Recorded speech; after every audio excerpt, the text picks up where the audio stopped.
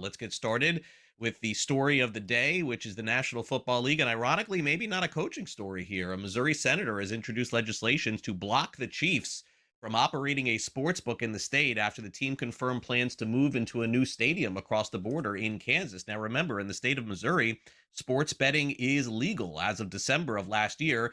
But a senator filed on the end of the year, December 31st, proposing a constitutional amendment to remove the Chiefs from the list of professional sports teams that are legally recognized for the purposes of sports betting. Obviously, this is some clapback from them saying that they want to leave Kansas City and head to Kansas. Meanwhile, yesterday in the NFL, we got a big surprise. This is the biggest one in the coaching cycle, without a doubt. We've got John Harbaugh fired as head coach of the Ravens. How about that? Ted Marchibroda, Brian Billick, remember him? John Harbaugh, one of the best coaches in arguably the last 20 years in the NFL, is going to be looking for a new destination. He will not have to wait very long. His agent said that 7 different teams have contacted him. There are 6 openings, so that's probably one team that already has a coach. In 18 seasons, he won 180 games, 13-11 postseason record, even won a Super Bowl. John Harbaugh out as the head coach of the Baltimore Ravens. No one seems to be interested in talking about the Ravens' next head coach, just talking about where Harbaugh may end up. Meanwhile, in college football, Ohio State's wide receiver Carnell Tate has declared for the NFL draft. He had 1,800 yards receiving and 14 touchdowns over 3 years. He expected to be a first-day pick in the upcoming draft. Tate, great player at Ohio State. Trinidad Chambliss, still waiting to find out if he's going to get another year of eligibility. He has yet to receive a definitive answer. He's getting ready for Thursday night's game against the University of Miami. The Detroit Lions have fired offensive coordinator John Morton. He replaced Ben Johnson, who went on to the Chicago Bears. Morton had his play calling removed from head coach Dan Campbell, and also Cam Taylor-Britt has been sentenced for a driving incident. He was sentenced to 5 days of jail time. Ohio judge ruled on Tuesday. A lot of the action in sports last night happened in the NBA. LeBron James, in case you missed it, had a windmill dunk. First time I've seen that from him in a while. They beat the Pelicans 111-103. They were 5.5-point favorites. LeBron James in the game had 30 points, 8 rebounds, and 8 assists. They outscored the Pelicans 32-17 in the fourth quarter. Ironically, we haven't done a lot of LeBron talk on the show recently, but here he is after the win last night. But it sounds like I know I'm gonna be here again. So, I just think it's at this point, in my career where I'm 41 years old. So, just appreciating the ability to go out there and make winning plays, help my team win, compete for whatever we compete for that night. If it's a loose ball here, if it's a possession here, or whatever. So even more of a level of appreciation. That's all.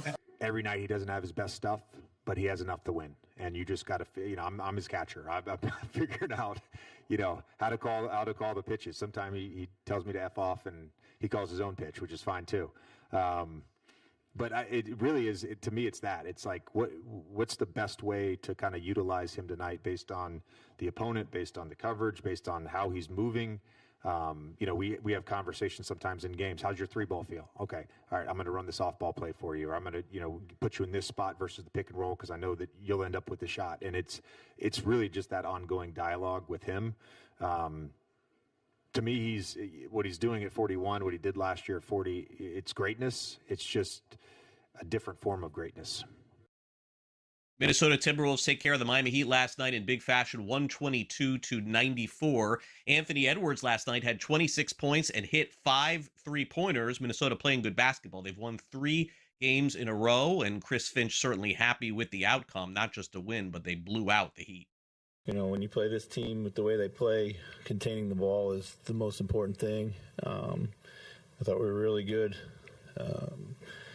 Upped our physicality, kind of stood them up when they were coming downhill, and tried to win that battle as many times as we could, and our guys were great. As the game went on, they got more and more physical too, which I liked. So. Yeah, with even more of an avalanche, and then we showed less of a spirit in this one. The one on Saturday, we had a spirit to fight, all the way to the end. That's what is most disappointing to me as the head coach. The last 6 minutes, it just felt like we let it go. At that point, we weren't going to win the game. When they knocked down those threes, once Randall hit that one, we were 16 for 48 or something like that in the paint at some point. And then DiVincenzo hit 2 more threes. but still what you have is your spirit, and you just keep on fighting, not just to let it go there at the end. Memphis Grizzlies hold on to beat the Spurs 106-105. Cam Spencer of the Grizzlies took the lead with 37 seconds left, and that ended up being the final. Victor Wembanyama had 30 points in just 21 minutes. He's been on limited minutes since coming back from injury. Here's Mitch Johnson on the loss that he had last night to the Grizzlies. We were probably in control for most of the game, and that was misleading because our process of what we were trying to execute was not sharp. And I thought that our body language and reactions and focus on the game plan execution and what needed to be done was not sharp. And that's frustrating, and that's on myself, and something that we're going to have to continue to be better at, or we're going to continue to find ourselves in situations like this. This team has zero quit in it. They are fighting. They represent everything that's good. Everybody who's dressing is giving everything they have. They're fighting for each other. They never lose trust in it. They show emotion because they actually care, and they fight. And I'm incredibly, incredibly happy that they finally got some type of payoff for that. Those are the feelings that I am feeling. Indiana Pacers' tough season continues. They lost their 13th straight game. Doesn't sound real, but it is. 120-116 to the Cleveland Cavaliers. Cavs were 6.5-point favorites.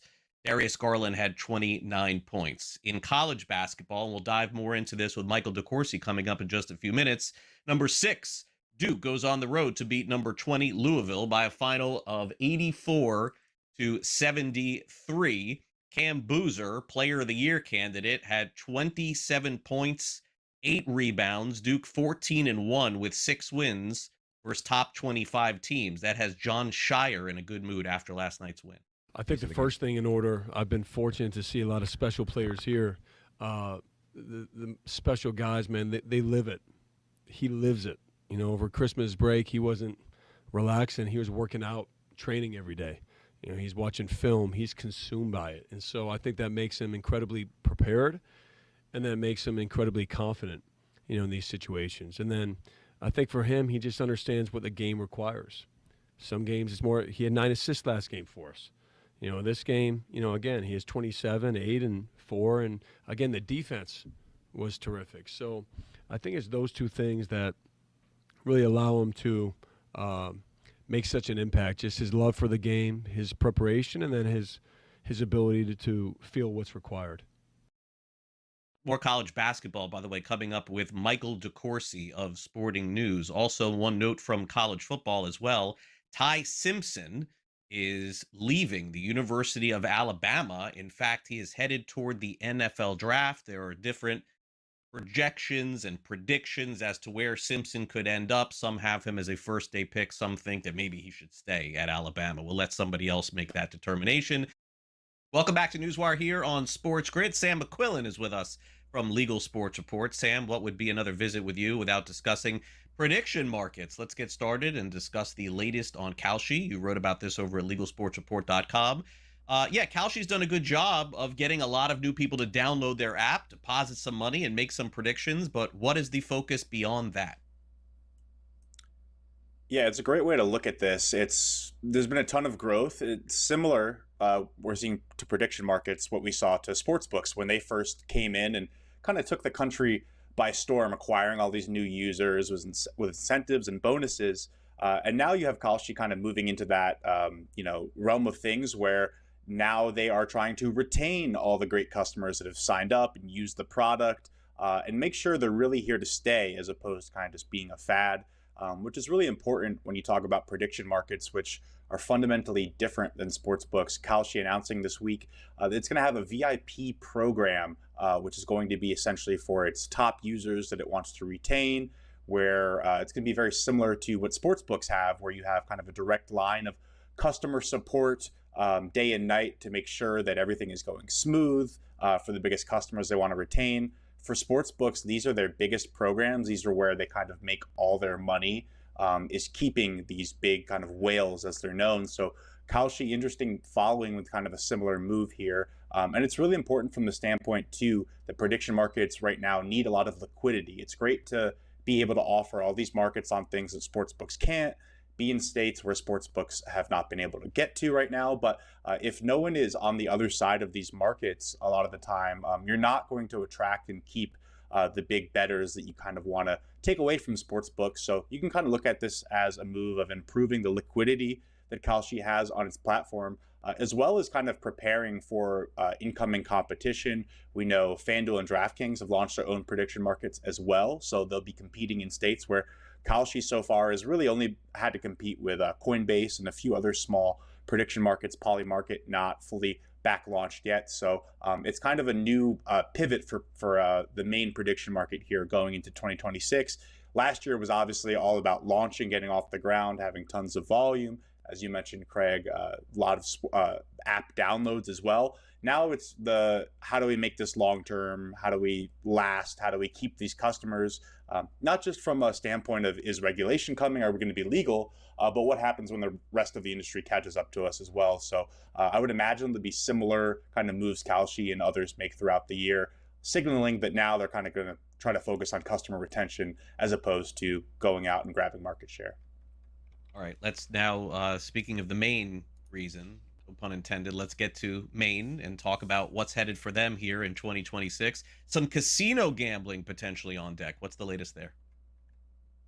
Yeah, it's been a really slow story for states trying to legalize iGaming, online casino. We only have about 5 that have done it so far, which obviously is much less than sports betting, which is about 40, and then 50 when you count prediction markets. But Maine this week could become the 6th or 7th state, I believe, don't have the fresh numbers in front of me, that would have legal online casino games, otherwise what's known as iGaming, which is kind of this real end game for the sports betting companies. They want everyone to become a sports bettor and then eventually go over to online casino where it's much more profitable. But the Maine legislature actually passed a bill back in June of last year that would legalize iGaming in the state.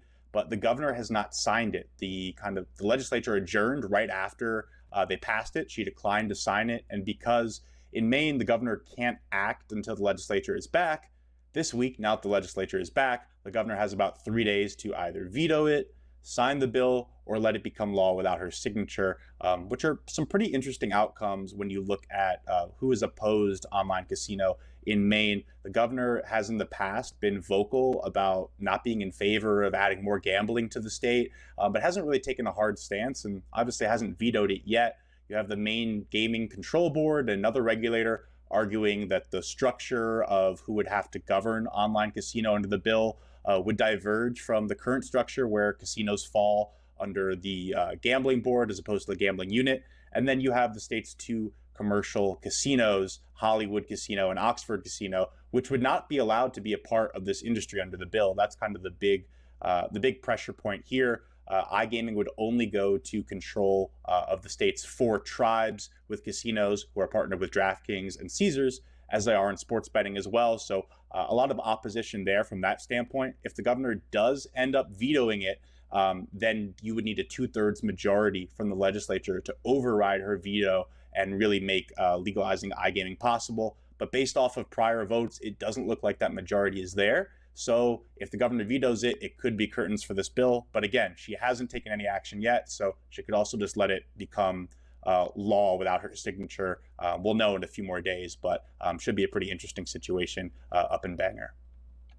Sam, Penn Entertainment in 2025 made a lot of headlines. I'm not sure they were for all the right reasons. They're definitely sticking around in the gaming space. But what direction will they head after a couple of failed attempts to really take over the markets? Yeah, Penn, the company behind ESPN Bet, which we know has come and failed, behind Barstool Sportsbook, which had a very similar story, now trying to kind of salvage its sports betting and iGaming operations with the Score Bet. It's entering 2026 with a new plan for online gaming, which is going to revolve around the Score. They just appointed Chief Technology Officer Aaron LeBurge, who actually came over from ESPN and Disney to help facilitate that partnership and transition, and has stayed on with Penn even after the ESPN partnership. They've appointed him to oversee the digital and technology segment behind its iGaming app and its sports betting app as well, where it'll be hoping to capture some more market share and quite frankly just save more money and stop spending on frivolous partnerships that haven't worked out and really invest in the product. So LeBurge has a lot of experience rolling out the ESPN app, which was very ballyhooed and watched when that was coming out and being developed. Now he's going to be focusing primarily on Penn's gaming apps. So we'll see what happens as far as progress this year. But it's definitely going to be kind of a new road that Penn is trying to take as it tries to attempt to salvage and make inroads from sports betting and hopefully turn a profit in 2026. We definitely knew at this time last year, Sam, that Missouri was headed toward legalizing sports betting, and that happened in Q4 at the end of last year. Saw some reports about Mississippi and Wisconsin maybe going online. I guess I'm sort of asking at this point more about Wisconsin than Mississippi because, Sam, quite frankly, I've been hearing about Mississippi going online for like 6 years, and then nothing ever happens. They do have the retail shops there. Is this something that we should be paying attention to this year? Yeah, I think you're spot on with Mississippi. First of all, Craig, it's kind of been the same story. The tribal casinos or the commercial casinos, the retail casinos, floating the idea and then kind of backing off. But with Wisconsin, the problem has rested largely on getting the tribes who have a lot of power there to agree to a framework that the commercial operators would want as well. I wouldn't hold my breath on Wisconsin. It's kind of start of the year. You hear some bubblings. You never really know where it's going to end up. If we could see some real momentum in Wisconsin, if we see it in any state this year. But again, it's another complicated tribal situation, and we'd have to kind of see how everything plays out throughout the legislature, the priorities of the year as well. And then obviously you have a lot of other issues that are big on Wisconsin's docket right now as well. I don't know if legalizing sports betting is going to be one of them, but it certainly could pop up, and we'll keep watching it the rest of the year as these legislatures really unfold and lawmakers get back to work. Sam, great stuff as always. Thanks for coming on the show. We'll check back later in the week. Appreciate you coming on Newswire today. Sounds good. Thanks, Craig.